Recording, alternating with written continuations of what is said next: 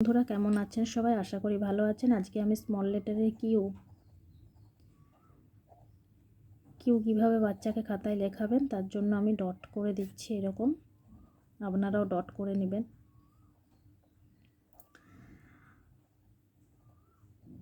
এইটি হলো কিউ।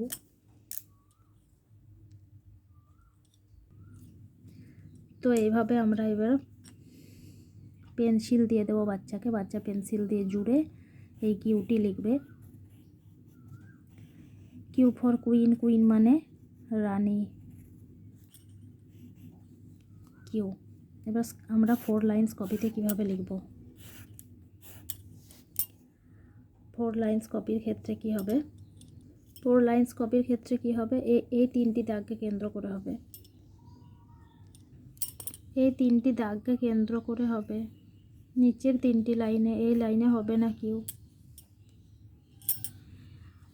আর কিউয়ের একটুখানি ছোট্ট এরকম দাগ থাকবে। এটা প্রথম ক্ষেত্রে না দিলেও হবে, পরে কিন্তু বাচ্চাকে বুঝিয়ে দেওয়া দরকার যে এটা ছোট হাতের কিউয়ের ক্ষেত্রে একটুখানি এই সাইডে দাগ হবে।